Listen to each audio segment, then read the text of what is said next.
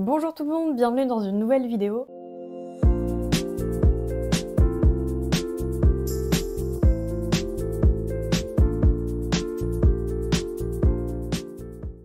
Aujourd'hui, on se retrouve pour que je vous fasse une vidéo recommandation et notamment des livres courts. J'en ai choisi 10 que j'ai déjà lus et je vais vous présenter 2 autres livres qui sont dans ma palle et que j'aimerais lire. Et on va commencer tout de suite avec une petite BD, roman graphique. Il s'agit de Fangs de Sarah Andersen. Il existe également en français, c'est la même couverture, c'est le même titre, sauf que je crois qu'il y a un sous-titre où c'est juste écrit Croc. Déjà, c'est un livre extrêmement beau, je le trouve magnifique. C'est une couverture en tissu rouge avec du coup cette illustration en noir et les pages sont en noir également. Et je trouve ça déjà très très beau en termes d'objets. Il fait 100 pages, si je dis pas de bêtises. Oui, voilà, il fait 100 pages.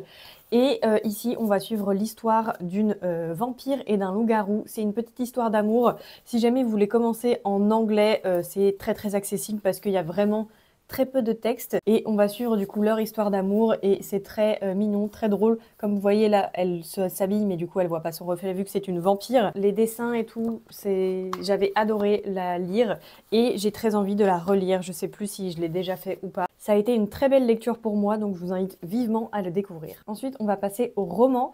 Et le premier que j'ai à vous présenter, c'est une nouvelle. C'est Galatée de Madeline Miller.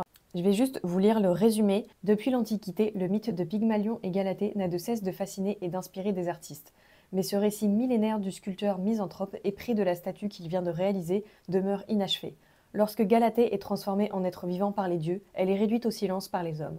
Enfin, il est temps pour elle de devenir la narratrice de sa propre histoire, et ainsi de choisir elle-même son destin. C'était une très bonne réécriture, j'ai vraiment aimé le côté réécriture. C'est juste le format nouvelle qui m'a moins plu, tout simplement parce que c'est pas forcément ma came, mais je trouve que c'est une bonne réécriture qui mérite d'être découverte parce que même en quelques pages, j'avais noté combien de pages ça faisait, c'était 42 pages. Et en 42 pages, elle réussit à avoir une histoire très impactante, très vive.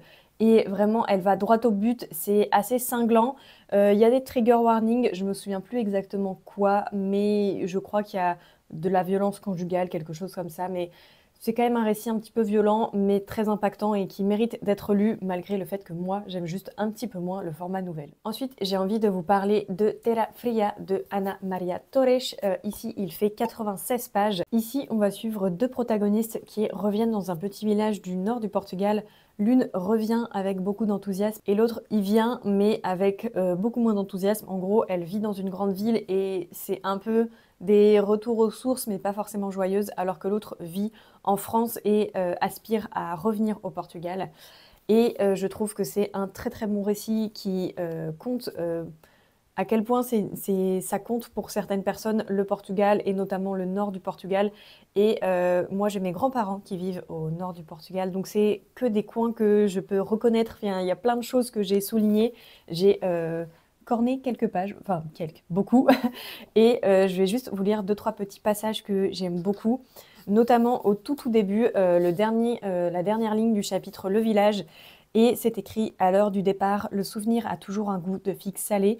Et la figue, c'est vraiment un élément extrêmement important pour moi parce que ma grand-mère fait des figues séchées, roulées dans la farine et je connais ça depuis que je suis toute petite, donc ça a vraiment un souvenir très fort pour moi et ce petit passage-là m'a fait beaucoup écho. Il y a juste un autre passage que j'aimerais vous lire qui est juste ici et en gros ça parle de comment on fuit beaucoup de Portugais durant la dictature. Ils ont été nombreux à partir comme elle, contournant les routes officielles, marchant, se cachant dans des trains, des coffres de voitures, de bus, fuyant la police, prêts à faire le grand saut dans l'inconnu, le misère, le travail au noir et l'attente d'un titre de séjour sésame.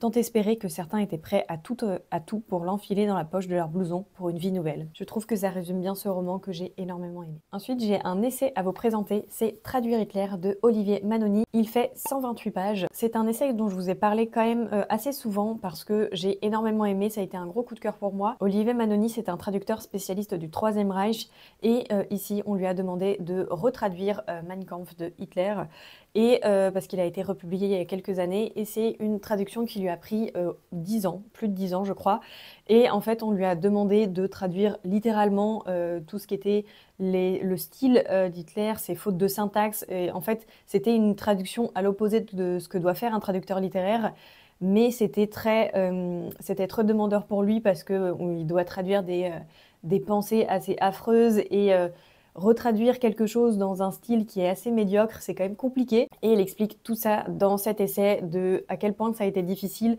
à quel point ça lui a pris énormément d'espace mental, à quel point ça a envahi sa vie, parce que quand même 10 années de traduction, c'est très très lourd, très long, très dur, enfin ça représente beaucoup de choses, et je trouve que c'est très important à lire parce qu'il explique à quel point c'est débile les idées qui peuvent être transmises dans le livre rouge d'Hitler, et il explique pourquoi. Donc c'est un essai que j'ai énormément aimé et que je vous recommande vivement. Un autre essai que j'ai envie de vous présenter, il s'agit de Résister de Salomé Saké, et il fait 131 pages, et pour vous faire un petit résumé, je vais vous lire les quelques lignes qu'il y a au dos. L'extrême droite est aux portes du pouvoir. Dans les urnes comme dans les esprits, ses thèmes, son narratif et son vocabulaire s'imposent.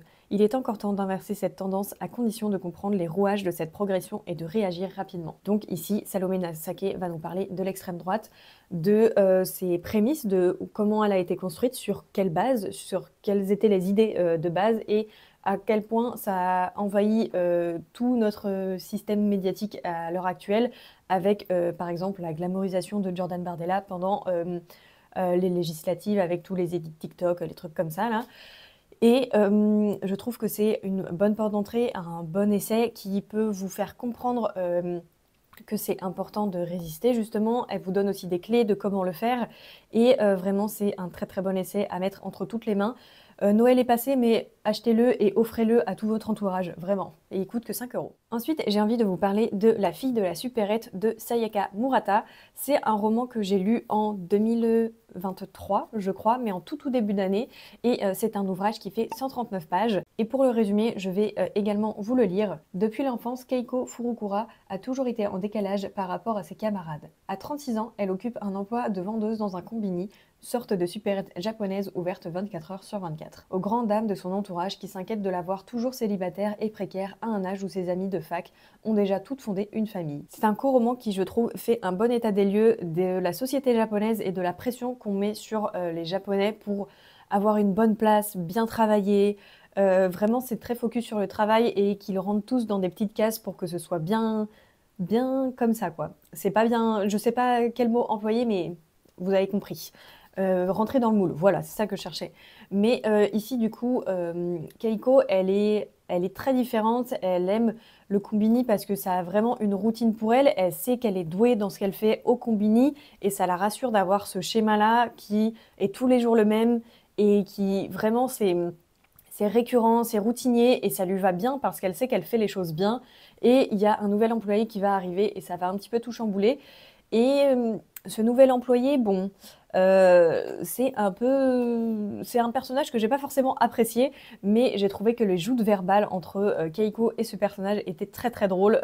Il y a vraiment des choses qui sont très drôles et très tristes à la fois dans ce roman, parce que on voit que Keiko souffre parce qu'on lui impose, et en fait son entourage lui reflète le fait qu'elle n'a pas forcément réussi selon eux, selon la vision de la société, et aussi le fait qu'elle aime bien son travail, et il y a toute une dualité entre les deux et ce nouvel employé qui arrive. Et bref, je trouve que c'est une bonne introduction à la littérature japonaise. Si vous voulez en connaître un petit peu plus aussi la société japonaise, je trouve que c'est une bonne porte d'entrée. Ensuite, je vais vous présenter Lemon de Kwon Yo-soon. C'est un roman qui fait, attendez que je regarde, 168 pages.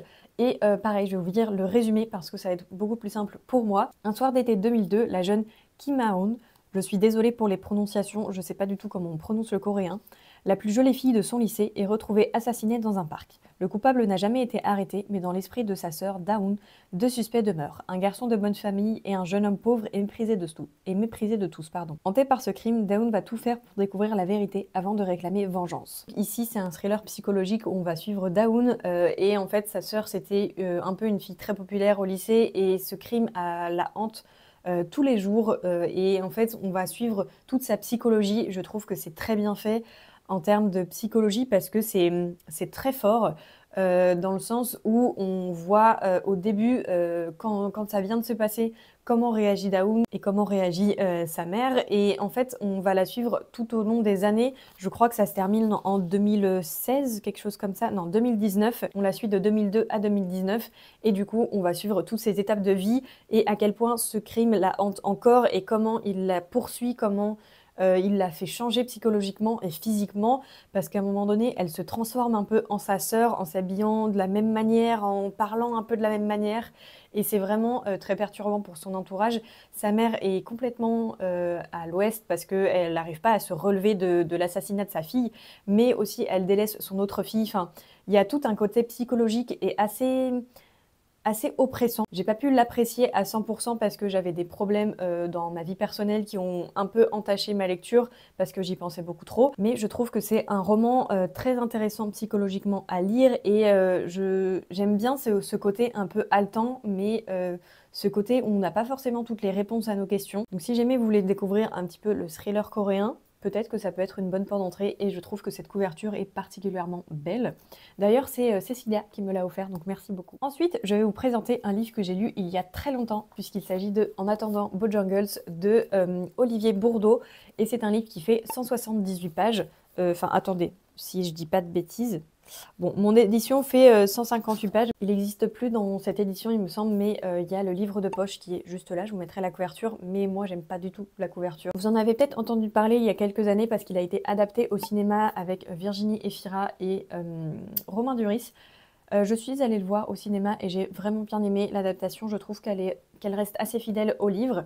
Et pareil, je vais vous lire le résumé, ce sera plus simple parce que ça fait un petit moment que je l'ai lu. Sous le regard émerveillé de leur fils, ils dansent sur Mr. Bojangles de Nina Simone. Leur amour est magique, vertigineux, une fête perpétuelle. Chez eux, il n'y a de place que pour le plaisir, la fantaisie et les amis. Celle qui donne le ton, qui mène le bal, c'est la mère. Feu follet imprévisible et extravagant. C'est elle qui a adopté le 4e membre de la famille, Mademoiselle Superfétatoire, un grand oiseau exotique qui déambule dans l'appartement. C'est elle qui n'a de cesse de les entraîner dans un tourbillon de poésie et de chimères. Un jour pourtant, elle va trop loin. Et père et fils feront tout pour éviter l'inéluctable, pour que la fête continue coûte que coûte. L'amour fou n'a jamais si bien porté son nom. C'est une histoire d'amour extrêmement belle, tragique, qui fait énormément pleurer. C'est un récit assez dur. Si mes souvenirs sont bons, la mère du coup est atteinte d'une maladie mentale, mais je ne me souviens plus laquelle. Mais je trouve que c'est très beau, très dur. C'est une histoire d'amour qui mérite d'être lue parce que du coup on suit leur fils et on a vraiment le regard du fils qui est très admiratif, qui vit une vie assez singulière parce que ses parents sont très singuliers, qu'ils prennent tout un peu à la légère, mais il y a toujours ce côté sous-jacent où sa mère est malade et il y a des très hauts, des très bas, c'est un peu les montagnes russes et je trouve qu'il n'est pas forcément épargné leur fils et malgré le fait que ses parents essaient de cacher un petit peu ce qui se passe, bah, il comprend assez vite que quelque chose ne va pas. Il essaie d'aider au mieux qu'il peut, mais il est très jeune. Je ne sais plus quel âge il a, mais c'est un enfant, donc c'est un peu compliqué pour lui d'aider alors qu'il aimerait vraiment le faire.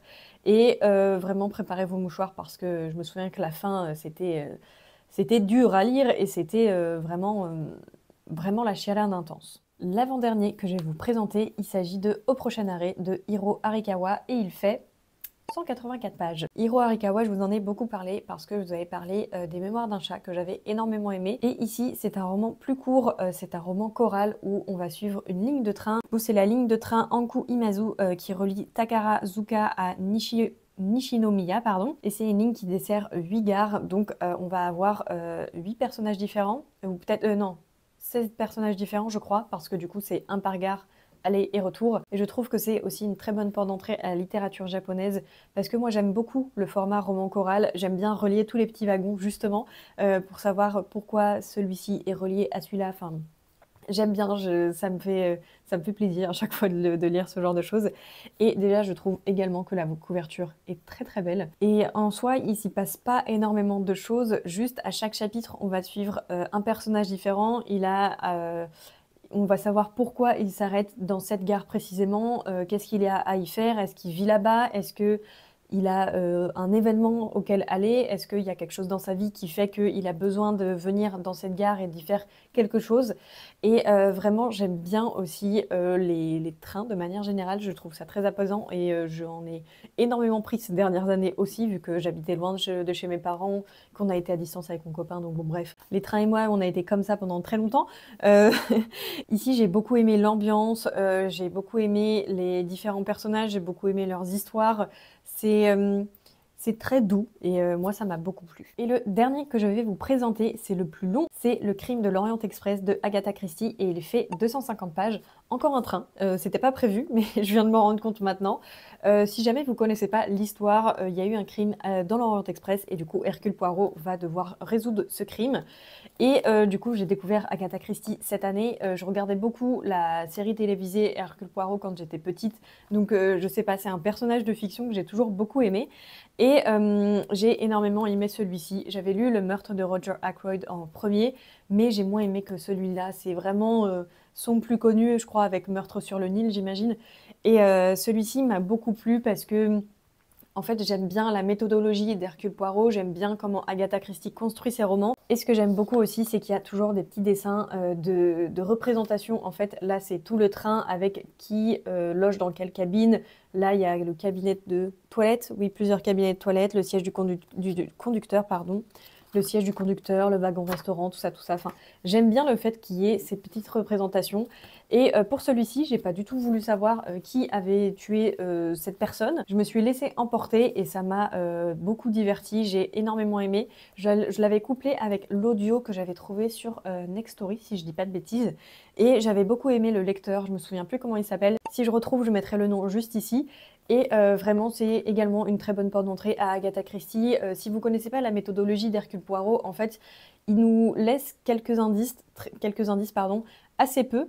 Et en fait, lui, à chaque fois, il y a toujours un chapitre où Hercule Poirot s'explique. Enfin, c'est... Attendez, je vais essayer de retrouver. Le chapitre de fin, c'est toujours un petit peu Poirot nous explique sa théorie. Et là, par exemple, c'est Poirot avance deux hypothèses. Évidemment, l'une des deux est juste. Et vraiment, j'ai très très envie de lire de nouveau Agatha Christie cette année parce que c'est des romans que j'ai vraiment beaucoup aimés et c'est du policier qui fonctionne très bien avec moi. Et là, je vais vous présenter deux livres que j'ai très envie de lire et qui sont dans ma pile à lire. Le premier, il s'agit de La chatte de Colette. Il fait 128 pages. J'ai jamais lu de Colette, mais ça fait quelques temps que j'entends beaucoup parler de Colette en très bien. J'hésitais à prendre soit Chérie, soit La chatte, mais je me suis tournée sur celui-ci parce qu'il était plus court. Et du coup, là, c'est les nouvelles éditions J'ai lu qui sont à 3 € et je les trouve très jolies, donc ça m'a aussi attirée pour ça. Et je vais vous lire le résumé parce que je m'en souviens pas très bien. Jeunes mariés, Alain et Camille s'installent dans un quart de brie surplombant Paris. Il y a des frissons des premiers jours, puis la jalousie naissante de Camille pour cette maîtresse qui semble capter tous les regards de son bien-aimé. La rivale est la chatte d'Alain, une créature de la race des Chartreux, à l'élégance rare, prénommée Saha. Colette réussit comme nulle autre à insuffler à chaque page une tension grandissante jusqu'au coup de grâce, un chef-d'œuvre dramatique saisissant de finesse. Ça m'a fait rire dans la librairie quand j'ai vu que c'était la race des Chartreux, parce que c'était le quartier où je vivais avec mon copain à Marseille, c'était les Chartreux. Et il y a un petit mot sur Colette que je vais vous lire aussi. Femme de lettres illustre, Colette est née en 1873 dans l'Yonne. Célèbre aussi bien en France qu'à l'étranger, c'est avec la série des Claudines que débute sa carrière littéraire. Grande amoureuse des bêtes, personnalité libre et pionnière, elle est élue à l'Académie Goncourt en 1945 et meurt à Paris en 1954. Je ne connais vraiment pas du tout Colette, je connais juste deux noms. Et voilà, je me suis jamais intéressée au personnage, donc j'espère que ça sera une bonne introduction. Et le second que je vais lire, je triche un peu parce qu'il fait 384 pages, mais il s'agit de Ma cousine Rachel de Daphné du Maurier. Et j'ai déjà lu 84 pages et je me suis arrêtée en plein milieu d'un chapitre. J'aimais franchement bien ce que je lisais, mais j'avais du mal à rentrer dedans et à y revenir parce que c'était la période où j'allais déménager de Marseille, donc il y avait beaucoup de choses à gérer, je travaillais, enfin bref, préparer les cartons, tout ça, vous savez ce que c'est un déménagement et du coup j'ai eu beaucoup de mal à rentrer dedans, à lire, à y retourner. Donc j'ai très envie de le lire cette année parce que bah voilà, j'ai quand même déjà pas mal avancé, donc ce serait cool de continuer. Et je vais vous faire le petit résumé au dos. Sans la connaître, Philippe déteste cette femme que son cousin Ambroise, avec lequel il a toujours vécu dans leur domaine de Cornouailles, a épousé soudainement pendant un séjour en Italie. Quand Ambroise lui écrit qu'il soupçonne sa femme de vouloir l'empoisonner, Philippe le croit d'emblée. Le don du suspense psychologique propre à la célèbre romancière anglaise est particulièrement éclatant dans Ma cousine Rachel. Et j'ai entendu énormément de bien de Ma cousine Rachel, donc vraiment, c'est un livre que je veux lire en 2025, mais je vais essayer de vous préparer des petites vidéos où je lis des livres de ma palle, que je les tire au sort, que je vous fais tirer au sort. On va voir comment ça va se goupiller. Mais en tout cas, celui-ci me fait grandement envie et j'ai très envie de le continuer. C'en est tout pour cette vidéo, j'espère qu'elle vous aura plu. N'hésitez pas à me dire si jamais il y a des livres qui vous font envie, que vous avez déjà lus. Si jamais vous avez déjà lu Colette ou Ma cousine Rachel, n'hésitez pas à me le dire en commentaire, comme ça va me motiver à les lire. Et si jamais il y en a qui vous ont plu dans ceux que je vous ai présentés juste ici, juste là, n'hésitez pas à me dire. Et si jamais aussi, donnez votre avis dans les commentaires, ça m'intéresserait de savoir ce que vous en avez pensé. Et sur ce, je vous souhaite une très bonne journée, une très bonne soirée. On se retrouve très vite pour une nouvelle vidéo. Salut!